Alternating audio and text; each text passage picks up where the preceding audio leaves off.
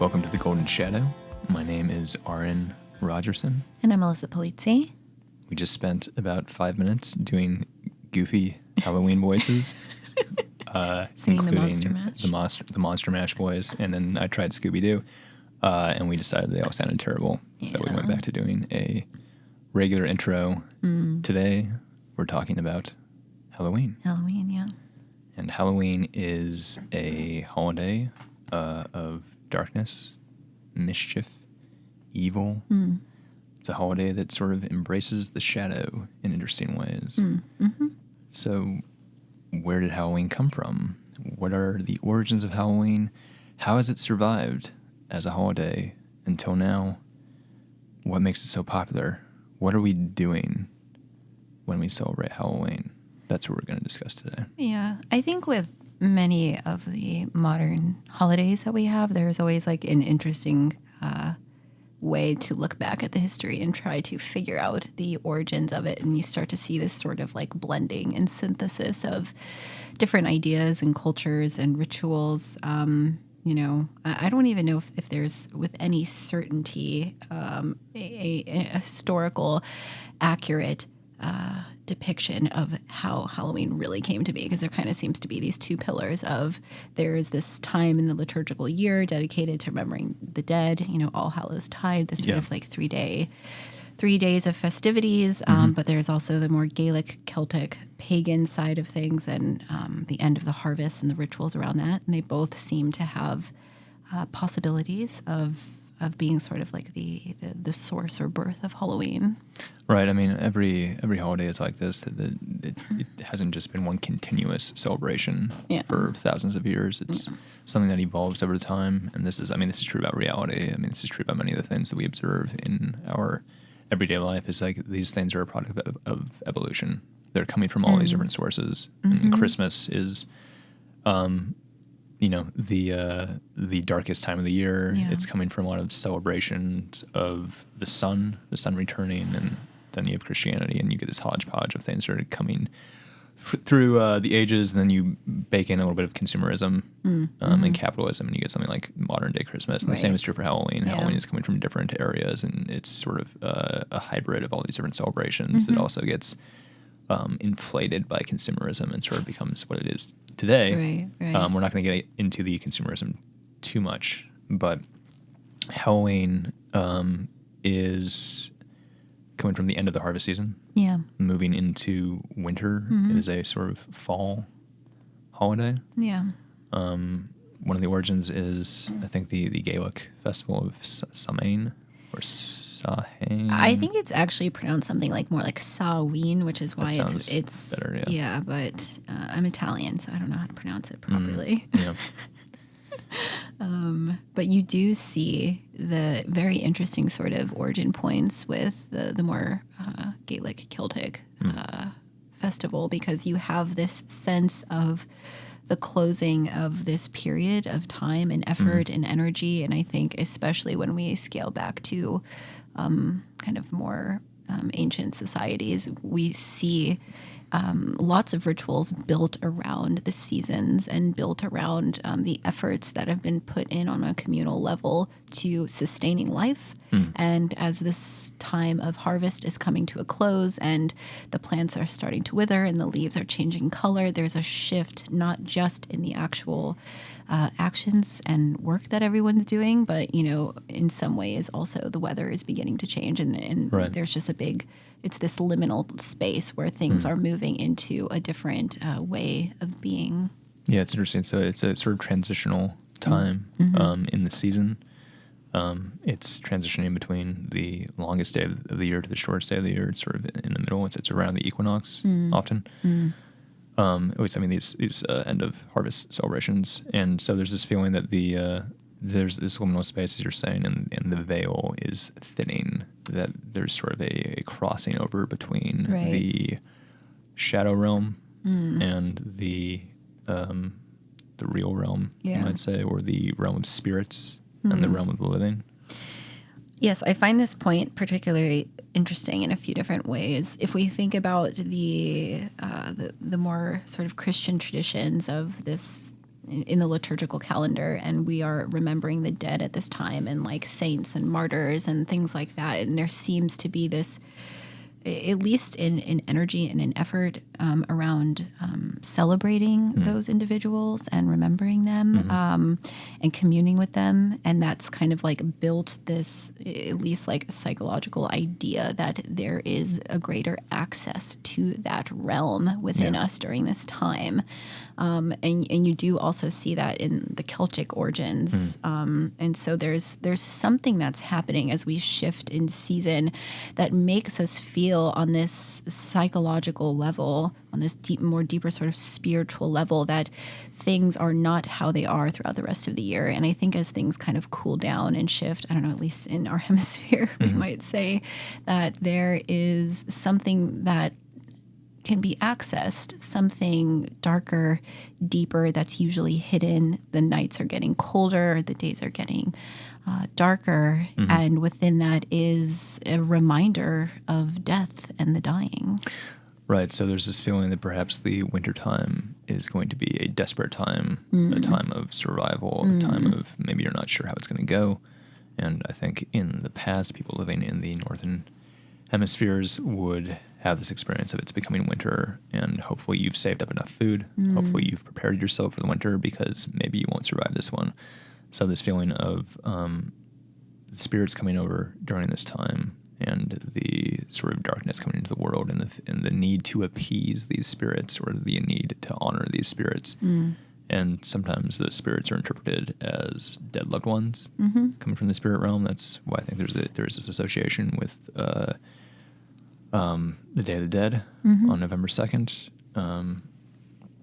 And there's a dramatization of spirits crossing over that maybe developed into people wearing masks and people sort of mumming or pretending to be either a spirit or a monster, or someone who is dead, perhaps. And then this ritual of going around and wearing masks and dressing up and being offered food is, I think, an origin of this notion of trick-or-treating that maybe evolved into what it is now.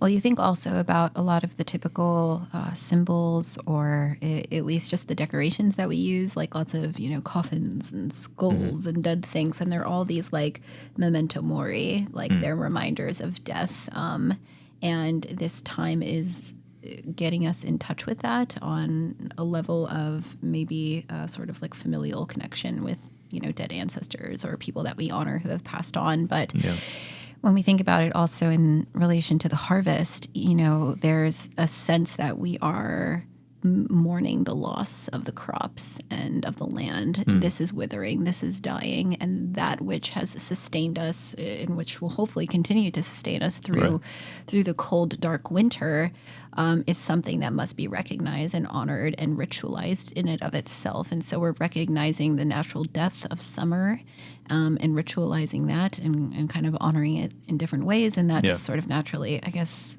sort of the evolution of it gets us in touch with all these other aspects of dying and loss, but also of rebirth and regeneration. So the holiday nowadays is something that most people listening are probably familiar with, I'm assuming. Yeah. If you're not, I'm not sure where the hell you live, but maybe you live somewhere where Halloween's not a thing. I know it's possible. But people do dress up. Costumes are a popular thing. There is a lot of celebrating. There's a lot of parties that people go to. There is trick-or-treating. Yeah. There's candy. There's notions of mischief. Yeah. Pranks, being sort of a trickster. This is a nighttime celebration, so it's very night-oriented. Halloween doesn't really start until it's nighttime, even though some of the young kids are maybe around. Right. Because the nighttime maybe feels a little intense and dangerous for the younger kids, but this is very much like an embrace of the night. Like this is a night holiday. There's pumpkins. There's like the color orange. So all of these things are sort of wrapped up into what Halloween is now, and it's kind of a hodgepodge. Like it's not really like there's any one way of doing Halloween that people are following. It's just kind of all these different takes, these different aesthetics, these sort of different rituals are sort of emerging and coming together on this one night. Yeah. And Well, I think like any good symbol or sort of archetypal dynamic, people relate to it in slightly different ways, or they can kind of pull from it certain areas that resonate to them most.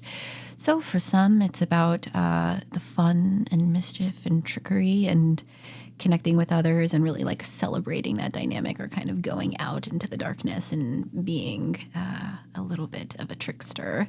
Or for others, it might be this space to step into communion and darkness and kind of feeling into the thinning of the veil, and kind of like this sense of like spooky magic that seems to be on the air. All of those are present, and probably many more options. And the modern manifestation allows one to really tap into whatever part of that realm really makes the most sense to them. right, and this is a popular holiday, I think, and it's popular Definitely. amongst most people of, I was gonna say all ages, but maybe as you get kind of into your retired age, maybe it's not so popular anymore. But still, adults love Halloween. Yeah. Adults really enjoy the celebration, the ritual of Halloween. Kids love it too. Yeah. Well, I find it interesting, just the thought that's coming up as you mentioned that, is I feel like there's this kind of time in between like coming of age and being a teenager, but not yet an adult, that feels a little weird. Like when I'm thinking about some of my maybe like late teen years, kind of like still in high school, but like not an adult yet. It's like I'm too old to be out trick or treating, but I still like, I don't know what else to do with myself. So my friends and I are kind of like wandering around, and we're all kind of dressed up in a group costume, and we kind of feel like we're having fun and being silly, but at the same time we're all like 16 years old. It's it's an interesting, where does that age group sort of like embody like the rituals of Halloween? Because you're kind of stuck in between like that very youthful innocence and the opportunity it offers adults, which is to really like let loose. Right. So I think it's a universal holiday because I think the aesthetic that it's tapping into, the sort of experience it's tapping into, the ritual, the archetype it's sort of tapping into, is something that's universal, which is the dark side in some way, or the evil side. And evil is a complicated word. Or it's a time for everything that you are not allowed to do normally to come out, a repressed energy to be vented. Yeah. And you can see this in all these different things that are happening in Halloween. So it is nighttime. So there's this feeling of like you are sort of like in the shadows. There's not as many lights on you. Yeah. The persona that you have in the daily working world, that can be thrown off tonight. And you can not only let go of that and sort of let go of everything that keeps you an appropriate, functional, well-respected person, but beyond that, it's like you can actually become something that you are not physically. You can dress up as a monster. Right. You can interpret that in all kinds of ways. You can become the shadow side of yourself. You can become the dark side, and people interpret that in all kinds of different ways. Yeah, some people like to be like really kind of like godly or powerful figures, like angels, or even dressing up as like Jesus or something like that, or like a superhero. Yeah. They're like tapping into like a golden shadow, right? Something strong and powerful and has an aura to it. And then other people want to be like vampires and Frankensteins and devils and things like that.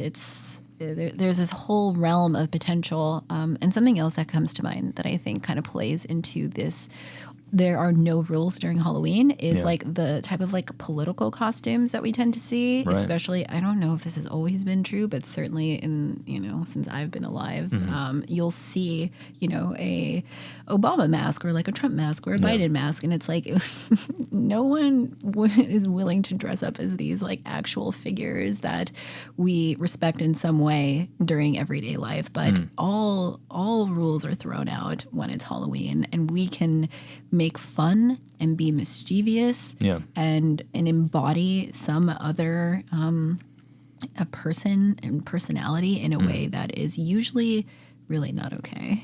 Right. So there are all these different ways that people express themselves on Halloween. There's all these different kinds of costumes, as you're saying, but they all kind of seem to circumambulate like this theme, which is something that's usually naughty or something that's has people would wag their finger at it, or there's something that's kind of like ironic, or something that's in bad taste, or there's something just monstrous. I mean, the fact that someone might dress up as Barack Obama and someone else might dress up as like a gory zombie. It's like, how are those related at all? It's like, well, it's different people's takes on this sort of naughty world, and that could be as extreme as like what's naughty to you is just like extreme violence. Maybe that's your interpretation. If so, it's likely that you're a man, I would say. If that's your take on it, it's just like gross, like violence. You know, it's like you're probably a dude, but someone else's interpretation might be that like what is sort of naughty is dressing up as a politician. And it's like, well, that's a very different take on it, but it's like, yeah, but it's kind of the same thing. It's sort of like this naughty, repressed, dark energy that's coming out. What are all the things that we can't talk about usually? Sure. You know, what are the ways in which we can poke fun at things in the way that we often aren't able to? We're often sort of dictated by a societal dynamic that asks us to just, I don't know, be at some level of like PC culture, or, you know, to be kind, or, you know, to not poke fun and to not talk about things that feel uncomfortable or dark. And that's all accessible on this day for some reason. Right. And there's so many different takes on this. So for some people, Halloween means getting drunk. Like just time to like get wasted, like get in a costume and get wasted. And like, that's my night of letting out repressed energy, or that's my night of being naughty. For other people, like maybe wearing a very like promiscuous, revealing costume, like I'm just like a sexy pirate. It's like maybe that's my way of sort of like being naughty. And there's like sort of like this sexual naughtiness that like someone might want to embrace that they don't normally get to embrace in the daily light side of the world. There's also just the mischief side of this, and again, you're not really tapping into like a different thing here. It's like if a teenage boy's interpretation of what it means to be naughty is to go out and throw eggs at houses or smash pumpkins or just be kind of like silly and scare people, like jump out of bushes and scare people. It's like that's their interpretation of like the night where anything goes. And that's different than like, well, my interpretation is like I'm just going to dress sexy because anything goes. And so like this sort of like the night where like everything that's forbidden is now allowed is really what's going on here. Yeah, and that's something that I think in the culture that we need and we don't often give enough space to. And so we do see it sort of playing out in different areas. When we were talking about the episode, I was like, what is that? What is that concept that where people can just all like kill each other for a night? What is that? The Purge. The Purge. Right, and that's taken what is this phenomena? To the extreme. Super extreme. But there's a movie, I haven't seen this movie, and I guess you probably haven't seen this movie either. But I believe in the movie they're wearing masks, right? Aren't people like dressing up in costumes as they go around murdering people? I honestly have no idea, but I think maybe we shouldn't be talking about this because we don't know. No, but the concept of the Purge is in the culture. There's been several fictional depictions of this, and like as you said, it was on like Rick and Morty. There's this need to like exercise this repressed energy, and the rest of the year everyone is kind and there's no violence and there's no crime and no murder. But this night, it all goes down. Because everything gets to be vented on this night. So that's the whole idea, is that like the night of mayhem and mischief and evil is actually a venting night. It's therapeutic. Yeah, it's therapeutic. And the venting on this one day is what allows us to be normal on the rest of the days. And again, the Purge is kind of an extreme interpretation of this, but it is speaking to something that's true, which I think is that Halloween is a night of venting. It is a night of repressed energy allowed to flow outside. And it's an interesting perspective to have on our culture as it normally is, which is one that is kind of oppressive, and not in the way that that's being thrown around nowadays. We don't really get to express ourselves as freely as we want to in our society. Not because it's a conspiracy, but it's like you can't really get by in our society unless you sort of whip yourself into shape Right. and you follow certain guidelines Right. and you play by the rules. And if you're not willing to do that, like, good luck. But Halloween is a night where it's like the rules are kind of gone. Yeah. At least in like an aesthetic sort of dramatized way. Well, it's just reminding me a lot of like, in much of like the Greek traditions, it's like we worship these gods and then we have these rituals and we have these day-long festivals where we drink and we're merry, and or you have like Lupercalia, really crazy, old Roman festival where people are enacting these like primal energies inside of themselves, and we've kind of lost touch with that in the evolution of modern culture, where in service to development and technology and kind of making the world go round in this very controlled way, we've maybe disengaged a bit from those symbolic archetypal ways of being that were being expressed through these holidays or these rituals, and it's something that calls to us. It's tapping into this deeper sort of primordial unconscious realm, and God forbid Halloween's canceled, like what will we do? Like we need to express this, Right. and this is maybe what's left over for us in the modern day is our day of Halloween, of mischief and darkness. Yeah, I think something that's interesting is that like this is a perception. I don't really have any like statistics on this, but my perception is that Halloween as a holiday has stayed popular. It has maybe become more popular over time, and I think it will continue to be popular for a while, again, because it taps into this like universal need. And holidays like Christmas, on the other hand, have probably kind of faded in many ways over time. At least the ritual that Christmas is sort of representing is something that kind of seems to me has become a little trivialized over time, where it's kind of like there's like gifts and family. Yeah. And it's like, yeah, that's pretty universal, I guess. But still, it's like Christmas as a ritual. It's kind of like, do people even enjoy Christmas? Like, personally, like, I don't enjoy Christmas much anymore. And maybe I never did as a kid, really. But like, Halloween is still fun to me. I still enjoy it. And I think it does sort of provide this perspective that many of us feel this need to vent, and many of us feel alienated, and many of us feel like the culture is sort of something that we don't really feel a part of. And that's why Halloween is sort of, rather than something like Christmas, like Halloween is really appealing to a lot of different countercultures. Yeah. All at the same time. Yeah. Which is weird, right? It is very weird because it's not just people who are into like the spooky, gothy, like aesthetic of it. Like I like darkness and I like death. It's like, no, everyone finds their place in Halloween and relates to it in some way and feels a sense of connection or a sense of release, where they can enact some aspect of themselves that they don't often get to tap into, which might be, the young trickster, or it might be the individual who wants to tap into this like deeper, more spiritual communing with the spirits place, or, the gothy kid who gets to dress in all black and feel a part of everyone. Like, who knows? But it offers this alternative space, this alternative way of being. And I think that really is why it does sort of speak to so many people. Right. So there is sort of like, punk sort of aesthetic can fit into Halloween. People who are already kind of dressing a little grungy and a little like wearing dark clothing, or wearing clothing that's sort of like ripped up, and it's kind of like I'm not part of your system, like kind of thing. It's like that appeals to them, but it also appeals to, like you said, to people who are like specifically gothy, like where it's like, my thing is darkness. Yeah.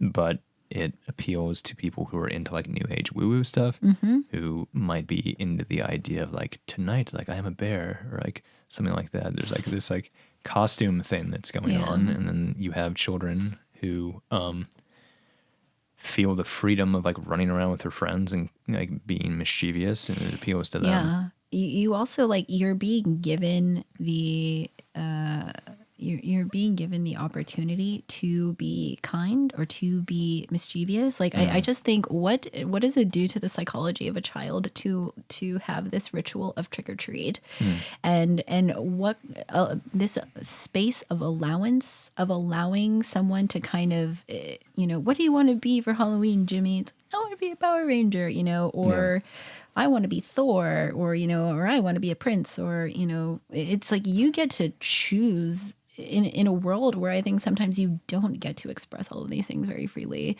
And just from this very young age, I feel like Halloween captures children in a way that other holidays do not, because it is fun, but also there's possibility, and there is this sense of what does it actually mean to play a trick, or what does it mean to be sweet and like get your candy. It's an interesting idea just to think about of why it captures the youthful psyche so much. Right. There's this, again, returning to it's sort of like a breaking down holiday. Yeah. As far as like breaks down barriers. It kind of breaks down the rules. It kind of breaks down a lot of the constraints that are on us a lot of the time. And that's why I think people enjoy it so much. It's like they feel like they would need to be released from the constraints that are normally put on them. Whereas I feel like a holiday like Christmas, maybe there's a better example, but I feel like Christmas is sort of like the opposite of Halloween in many ways, because like Christmas is sort of like building structures up. It's sort of like there's sort of a ritual of like being more contemplative, maybe perhaps paying attention to something that's important that maybe you're being lazy about, like your family or people who do go to church, like they're not going to church to party. Right. Usually, I mean, there's feasting on Christmas, but there's sort of a sense like remember what is important. Yeah. Remember the rules. Remember that there's something in life that's important. So there's this feeling of like the constraints are being kind of built up for some of these rituals of like be vigilant, get in line, remember what's important. And I feel like holiday is sort of the opposite thing, where it sort of breaks those things down. It's like become an animal again, become a monster. Right. Throw off your shackles and do whatever it is you want. Yeah. And that is something that I think the culture resonates with more now than maybe it has in the past. For whatever reason, I do think that people feel alienated in many ways right now. And I think, I mean, you could tap this into like the last episode we did about the collective shadow and the psychology of conflict, is that there is a sort of a deep alienation, a deep confusion, a deep need to vent, a deep angst that I think that Halloween manifests pretty readily, which is why I think it remains popular and why I think it will continue to remain popular. Well, I think it's also interesting in what you're bringing up in that people can relate to Halloween in ways that are secular or even not, because there are, like, as we mentioned earlier, like ties to more traditional religious aspects of the holiday.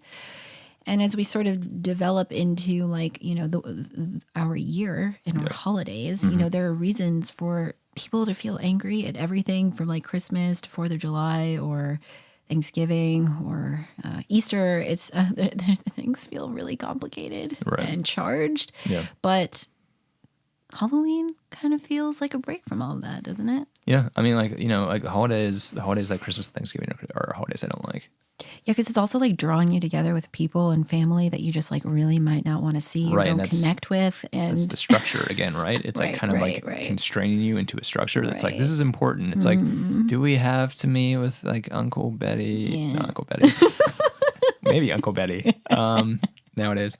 Do we have to meet with like our relatives? Like, I don't really want to do this. It's like you have to. So it's sort of like, it's like the rules are being implemented for these holidays of like, this is important. It's like, it doesn't feel important. It's like, but it is. Remember, and Halloween, I think it's like, do you spend Halloween with like your parents? Right. And your relatives? It's like, if you're 5 years old, maybe. But like, if you are 14, younger even, it's like you spend Halloween with your friends. Yeah, it is like the time. It's like there are no rules and like do whatever you want and like that is something that I think, because both are important. Yes, like they are. When I say like I don't like Christmas and I don't like Thanksgiving, it's like I don't really mean that I think the holidays themselves are stupid or anything like that. Yeah. I recognize their importance. I do think that we need rituals in our lives that we do use to remember what's important, that we do sort of like do a reconstruction of like, this is what life's about. You need to keep in mind that all these things are something you need to keep doing. You need to kind of be thankful for your food that you're getting. You need to be thankful for where you live. You need to be thankful for your family and your loved ones. You need to be thankful that you're alive. Remember that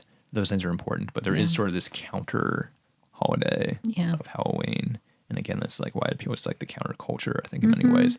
That is like, you don't need to remember anything. Yeah. Like, let it go. Like, Christmas is like, remember this, like, be thankful. Or sorry, Thanksgiving is more like, be thankful for this good food. And like, Right. Halloween's like, candy. Like, just eat like tons of candy. And it's kind of like, you know, you're not thinking of that as like, oh, let's thank God for this candy that he's given. It's like, that's out the window. Right. Eat candy, just drink a ton of alcohol, Right. wear like a sexy costume that like makes no sense. Yeah. And just like go around being an asshole to people, like, I guess if you want to. And it's like, it's kind of like what Halloween is like.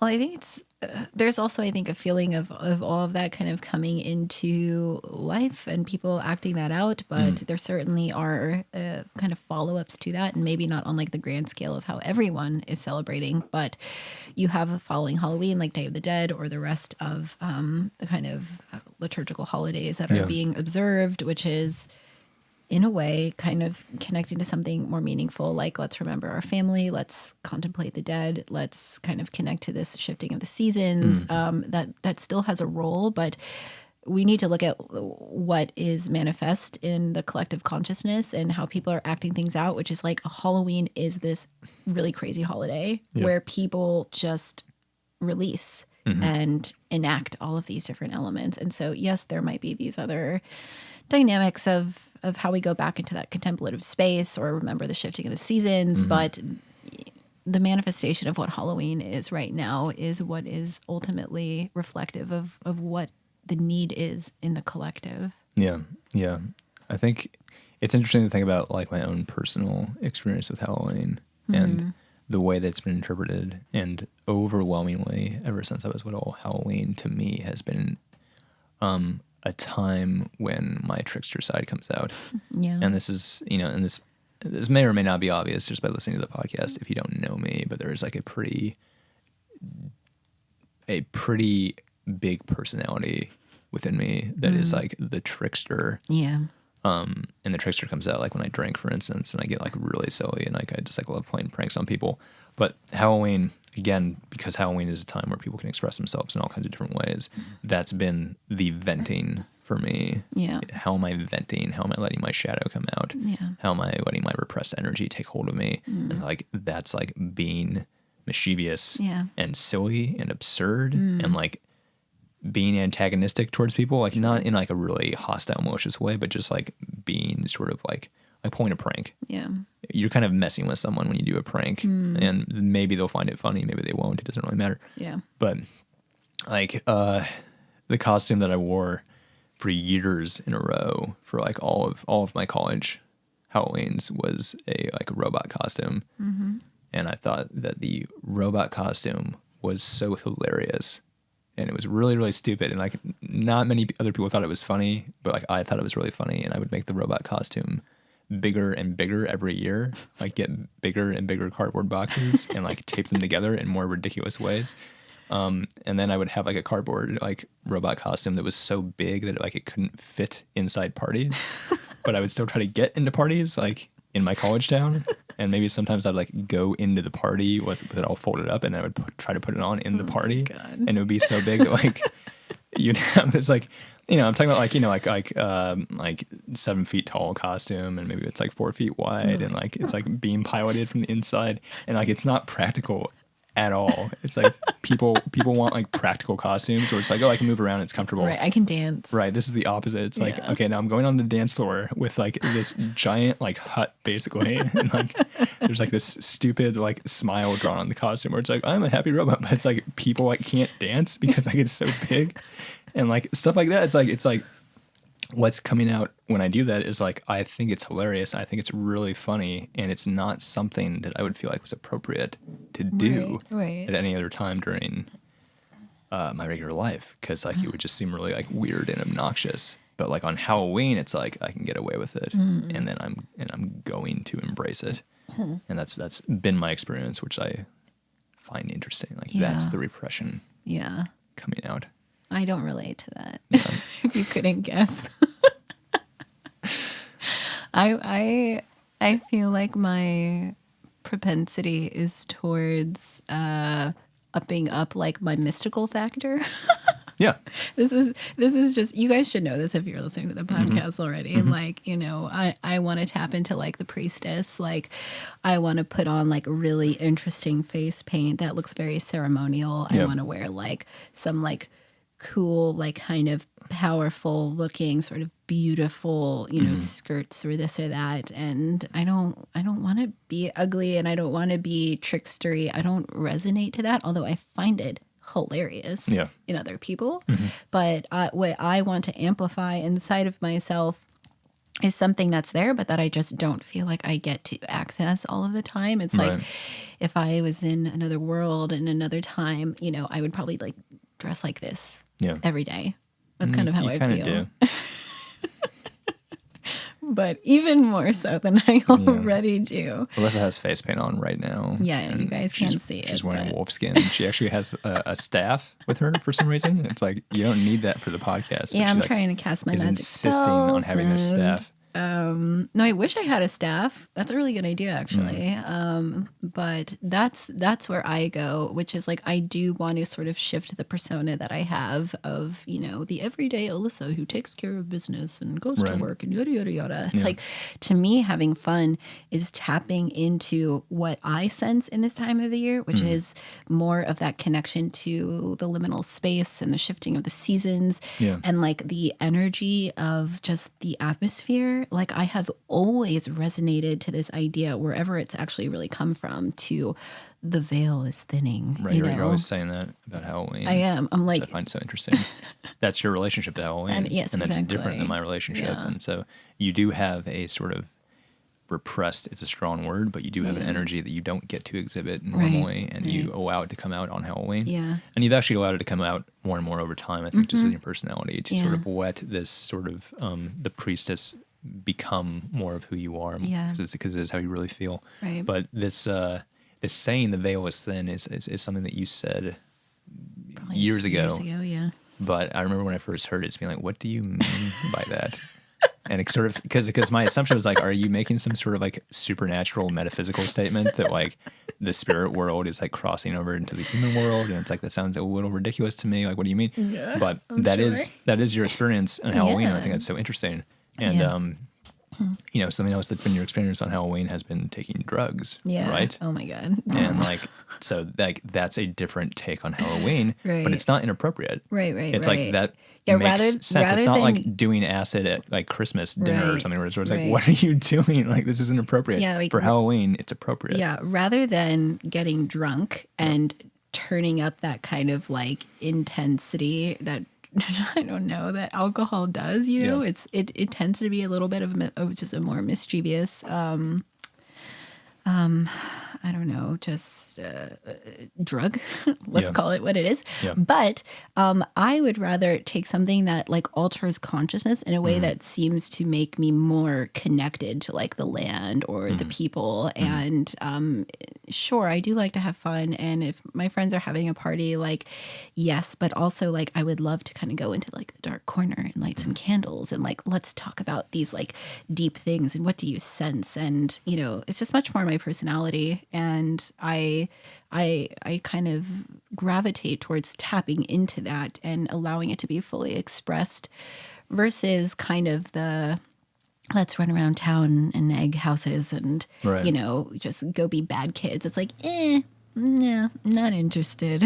Right. But the when you're doing drugs, part of what is happening is you are leaning into like the notion of the spirit world crossing over. Yeah. The veil thin is like the dark side or the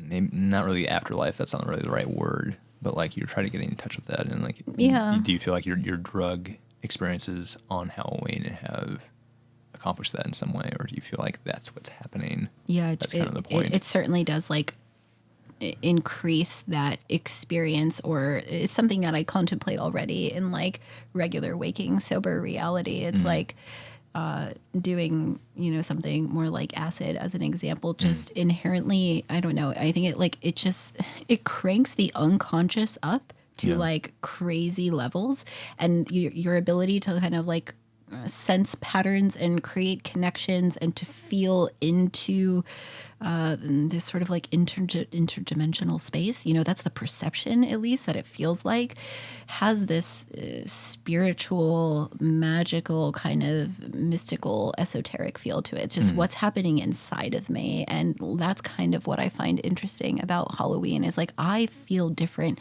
inside. Things kind of feel like they're moving. This sort of anticipation towards this day is like, yes, the veil is thinning and I might sense things a little bit differently. And it's kind of nice to just lean into that, and not in a way that you have to over-identify with it, or, you definitely need to drink to have a mischievous time or do drugs to feel mystical. It's like, nah, you don't really need that. You can still kind of lean into the holiday and the space in a way that's grounded and just contemplate those aspects and then enact them in ways that I still feel are quite grounded and leaves you at least in an area where none of that can go overboard, which also can happen on Halloween, right? Certainly. I went too far. Crossed too far. Crossed too far. Into the dark side. Yes, or drank too much. It's like Stranger Things or something. It's like, Alyssa's lost in like the upside down world now, and we have to go find her. Anyways, so Halloween is coming up shortly, or maybe you're listening to this later and it's already happened. But it's going to be a weird Halloween this year. It's not going to be normal. I'm not even really sure what to expect far as how much people are actually going to still try and do the regular Halloween ritual and being out and about. I kind of imagine they won't. There is an air blower. No, it's a lawnmower. It's a lawnmower. There's a lawnmower that is right outside our window that just turned on. Maybe you can hear it in the podcast. Maybe you can't. But sounds like a chainsaw. It sounds like a chainsaw. Sounds like someone's coming to kill us. I think it's too early for a chainsaw massacre to be happening to us, but maybe it's Halloween. But, take advantage if this Halloween is going to be different for you, if you're going to spend it indoors, for instance, if you're going to be on Zoom, if you're going to, I'm laughing at the lawnmower. Halloween might be more of a contemplative ritual this year for you. And, think about what it means to be in touch with the darkness. Yeah. What it means to be in touch with your shadow. What it means to embrace your inner monster or evil. You might still dress up this year, or you might maybe think about what would you dress up if you were going to, and think about what does that mean. If I would dress up as a ghost, or if I would dress up as a vampire, or if I'm going to dress up as Buzz Lightyear, like, why? Yeah. Why are you choosing that? Yeah, bring a little bit of consciousness to it. Yeah. When you think about what you want to become, then ask yourself why. What does it represent? What's like the greater symbol or the greater archetype that's behind Buzz Lightyear, as an example, a cowboy or whatever? Because there's something there, right? Something's being constellated inside of you that is wanting to be expressed and kind of put out into the world. And so just having that bit of awareness, especially in this really weird year that we find ourselves in when we're not going to be distracted by huge gatherings and parties, this is an opportunity to sit with the ritual of Halloween in a totally new way. Yeah, and think about your history with Halloween. What have you done with Halloween? What did you do as a child? What were you drawn to about Halloween as a child? How did you spend it in high school? If you went to college, and you probably participated in a bunch of Halloween rituals in college, and what were they and why? What is your history with this annual ritual of darkness?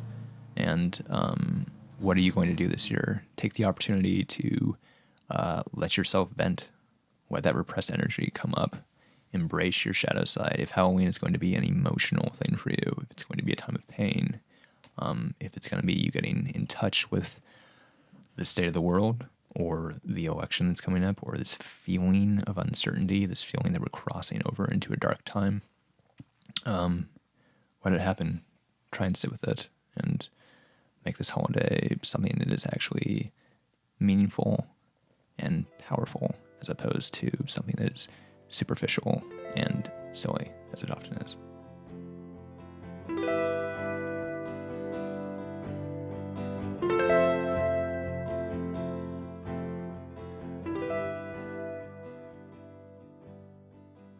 Now it's time for a question from one of our audience members. This is from Andrea. I have the same dream motifs over and over again. I'm sitting in a chair at square tables where I drink or eat with people who also have chairs. Sometimes people I know in my real life, and other times people I don't know. Or I'm with people looking for a table to sit down. The two other motifs are houses with rooms and doors and stairs, and snakes. Thank you.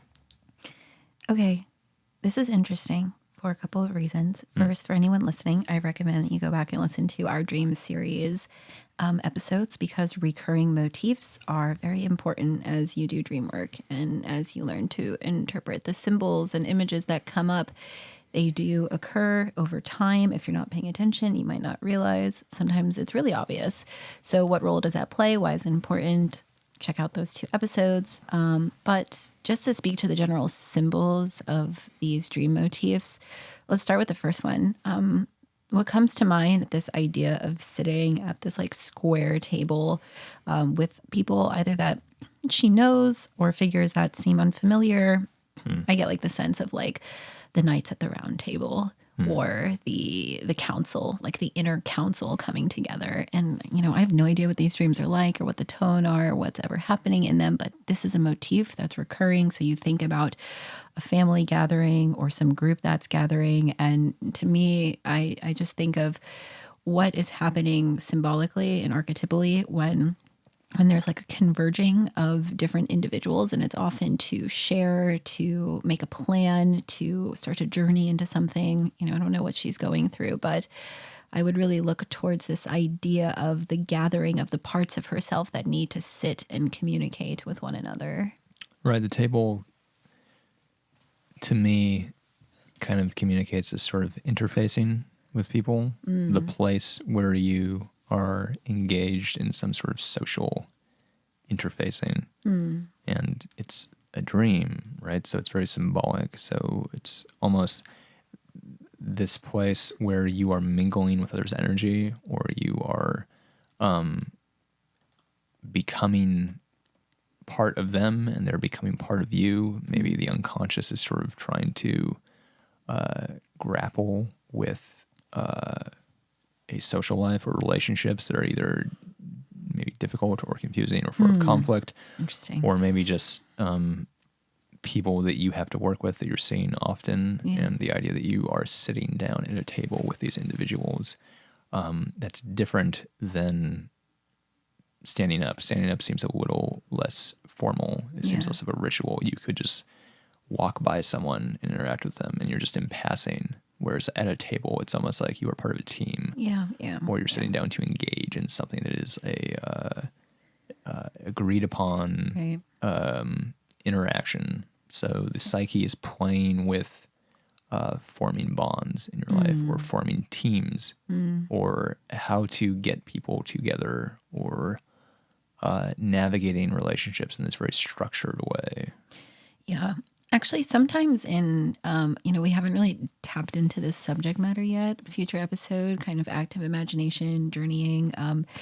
Certain like really active meditations that I've had, I've kind of been like suddenly kind of launched into an image of sitting at a really big table with kind of like the council of myself, like all these different versions of me sitting at this table. And it's like, okay, it's Cool. really serious What now. are you guys eating? I don't think we're ever eating, which is surprising because I love food. It's weird. I know, Doesn't right? sound like an Alyssa council. No, it doesn't. It was serious, okay? But that's kind of the sense in that there's a gathering that's happening, and often like an intentionality or sharing, or like let's get down to work, or let's start planning just like what is causing the energy to gather and then to center, especially at like a square table, which means that there's 4, which gets you into the symbology of the quaternity, which represents wholeness, yada yada yada. So there's some interesting dynamics that are going on there. The house, we know about the house, don't we, Arran? The house as representative of your reality, in a sense, or your psyche. Like the psychic current landscape, I think, is kind of how I like to look at it. Right. I mean, and it's kind of an abstract thing. If maybe you haven't thought much about like how your psychology actually works, but we each have our own reality. it's sort of easy for us to think that like, no, there's like one objective reality that we're all looking at. And it's like, no. Like everything you see, everything you feel, the very objects, like this table, this chair that's in your life, it's like that's part of your reality and you see it a certain way. Yeah. And so the house is kind of representative of your reality. And you feel as if everything that is happening to you in your life is in some sense a container for you. So the house can be representative of all your relationships. It can be representative of your job. It can be representative of your geographical location. The house can be representative of just how you feel. Yeah. And we even use this metaphor when we communicate with each other. We say things like, where are you at right now? Yeah. What we mean is like, how are you, or what are you thinking? What are you feeling? Yeah. What's your trajectory? We say, where are you? Yeah. And so like in the dream space, like, where are you? It's like, Yeah. you're in a house. It's like, where's the house? It's like the house is your reality. Right. And so if the house is on fire, for instance, Yeah. you feel as if your reality is crumbling around Right, you. yeah, If the house is moving, you feel as if like your reality is in transition and you're traveling somewhere.